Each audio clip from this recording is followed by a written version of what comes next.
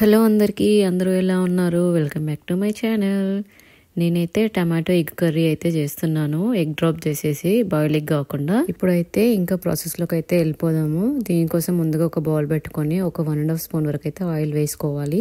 Next ఆవాలు, జీలకర్ర, మిర్చి, ఆనియన్, గార్లిక్, స్ప్రింగ్ ఆనియన్స్, మెంతాకు, అలాగే కొరియండర్ లీవ్స్, అలాగే కర్రీ లీవ్స్ వేసుకొని ఆనియన్ని సాఫ్ట్గా అయ్యేంత వరకు కుక్ చేసుకోవాలి.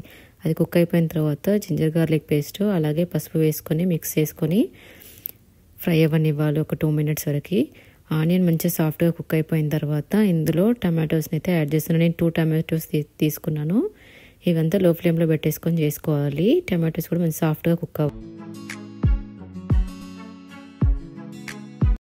టమాటోస్ సాఫ్ట్గా కుక్ అయిపోయిన తర్వాత టేస్ట్కి సరిపడినంత salt, chilli powder, coriander powder, అలాగే కొంచెం మెంతి పౌడర్ వేసుకొని మసాలా అంతా టమాటాలో మిక్స్ అయ్యేలాగా కుక్ చేసుకోవాలి ఒక 2 minutes. టమాటోస్కి మంచిగా మసాలా పట్టింది. ఇప్పుడు ఇందులో ఎగ్స్ని అయితే యాడ్ చేసుకోవాలి 1 by 1. ఇలా వేసుకున్న తర్వాత కూడా స్టవ్ని లో ఫ్లేమ్లో పెట్టేసుకొని కదపకుండా వదిలేయాలి ఒక 5 minutes వరకు. నెక్స్ట్ 5 minutes తర్వాత ఇంకో సైడ్కి టర్న్ చేసుకొని మళ్ళీ లో ఫ్లేమ్లోనే కుక్ చేసుకోవాలి, మళ్ళీ ఇంకొక 5 minutes వరకు. ఆఫ్టర్ 5 minutes తర్వాత మంచిగా కుక్ అయిపోతుంది 2 sides. మనకి ఏ సైజులో కావాలి అంటే ఆ సైజులో పీసెస్ లాగా చేసేసుకోవచ్చు, లేదంటే అలాగైనా వదిలేసేసుకోవచ్చు ఎగ్స్ని అయితే. ఈ కర్రీ వచ్చేసి రైస్లోకి, చపాతీలోకి అయితే చాలా బాగుంటుంది.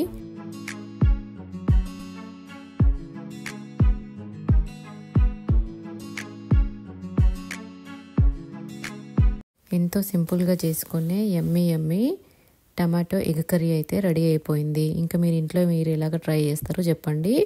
అలాగే నా వీడియోస్ నచ్చినట్లయితే ప్లీజ్ లైక్, షేర్, సబ్స్క్రైబ్ చేసి పక్కనే ఉన్న బెల్ ఐకాన్ మీద మాత్రం ప్రెస్ చేయడం మర్చిపోవద్దు. నేను ఇలా వీడియో అప్లోడ్ చేయగానే మీకు నోటిఫికేషన్ వచ్చేస్తుంది.